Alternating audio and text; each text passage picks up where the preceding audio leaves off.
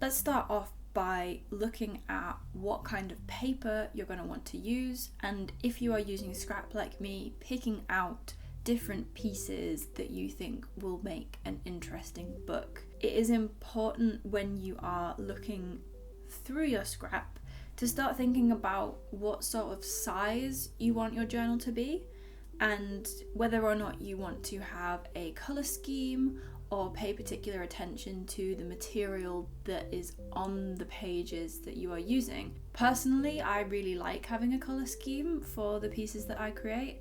I think it helps make them feel really cohesive. So when I was looking through these scraps, I was paying particular attention to the images and colours and picked out things that were reds, blues, blacks or greys and whites. I also tend to have a preference towards making smaller books. I've always really enjoyed small sketchbooks or notebooks, so I knew that this journal was going to be A5 or smaller, and that really helped me figure out what portions of images I was going to be using from the pages that I had laid out in front of me, as well as the sort of size of the pieces that I would be needing, because remember, all of these pages are going to be folded in half. So the size of whatever you've got laid flat in front of you is going to half. It's also good to start thinking a little bit about what you might use your journal for. I'm going to talk a little bit more about that towards the end when I am putting my piece together, but if you have something in mind, perhaps think about what kind of words are on the pages that you are picking up and whether or not they are relevant to your concept or relevant to the ways that you want to use this journal. Once you have picked out all of the pages that you are interested in from your scrap pile, it's time to start thinking about how you want them to layer. It's harder to explain this than to show it, so I'm going to just sort of let the clip that I recorded of me making my layering run and speak over the top of it. The main thing to keep in mind is that you kind of have to start viewing your pages from both sides. It is helpful to start sort of flipping through your pages to gain an idea of what each double page spread will look like and whether or not the elements on both sides of the page feel like they match up for you, or whether or not you feel like you need to include different pieces of paper. I personally really like breaking up pages with lots of text and images with just blank paper because it feels like it gives the book a nice pace almost. It's at this stage that I also start folding my pages in half. I personally like doing this because it really helps me get my book nice and neatly laid before I start clamping and stitching it. I also decided that I wanted the inside of my book's cover to have a different lining.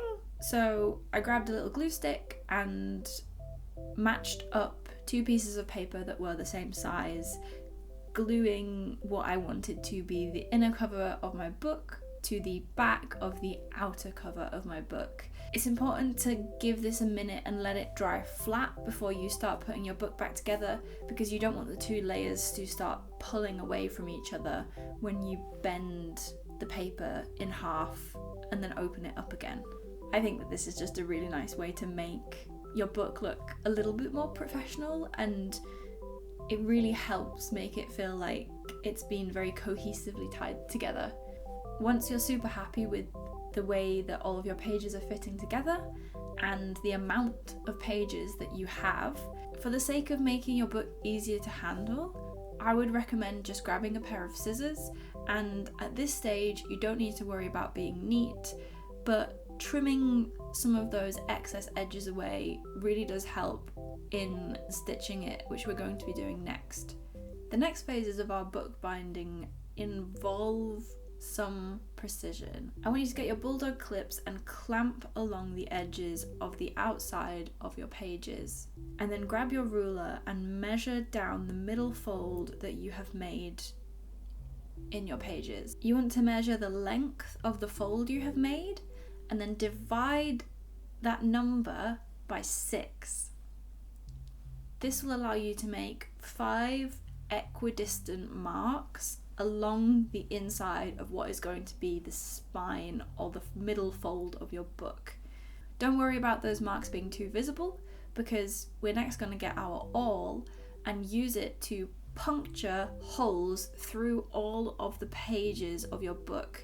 Make sure you've got something underneath your pages that you don't mind getting marked up, because you do want this hole to go all the way through to the back of your book. Flip that over and check that all of your holes have come through nicely. And if you are satisfied with them, it's time to move on to stitching. You are, of course, for this part going to need your needle and your thread.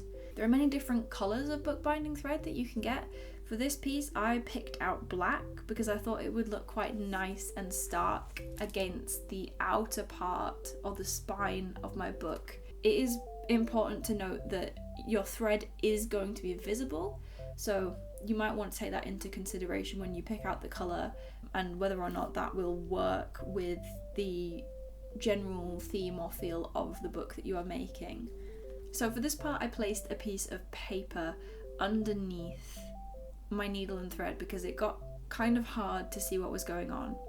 You're going to want to thread your needle and leave a few centimeters of untied thread. You're going to want to make sure that there is also no knot at the other end of the thread. This feels kind of counterintuitive, but it's so that we can use our loose ends to tie knots on the book later on. Okay, for transparency, because this is really difficult to describe, let's call each individual hole 1, 2, 3, 4, and 5.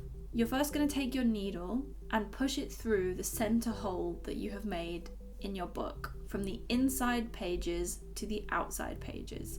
So push your needle from the inside of your book through hole number 3 and pull your thread through, leaving around 5 centimeters left over on the inside of your book.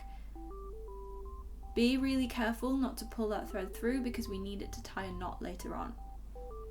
You're then going to flip your book over and take your needle up to hole number 2, pushing your thread and needle through from the outside in.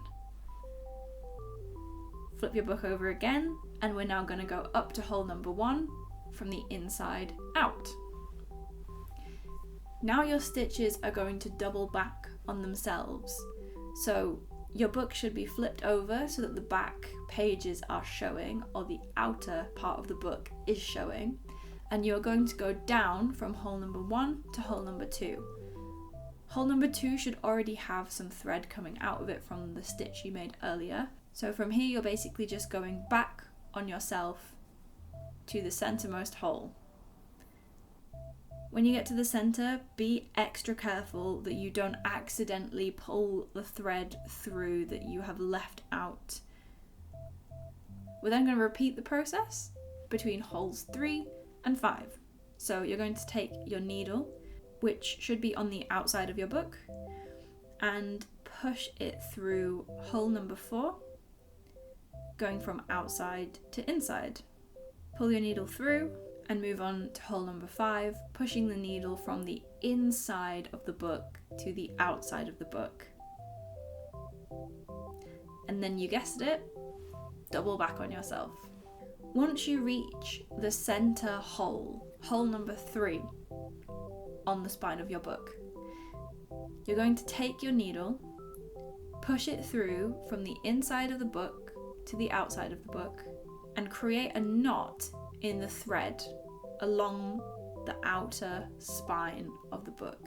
Make sure the knot is nice and flush to the paper, because again, keeping it nice and tight keeps it nice and secure.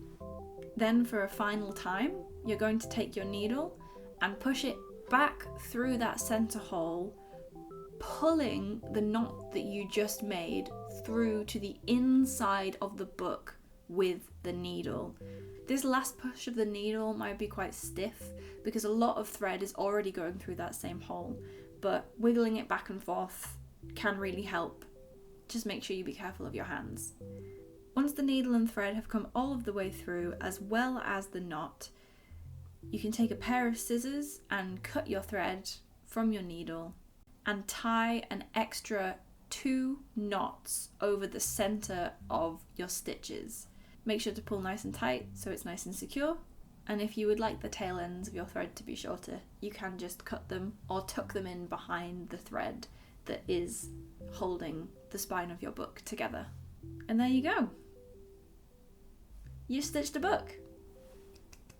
After this, as you can see, I went in again with my bone folder just to make sure that the cover of my book and all of the pages within it were sitting nice and neatly. Speaking of neatness, I think it's time to clean up the edges of our book.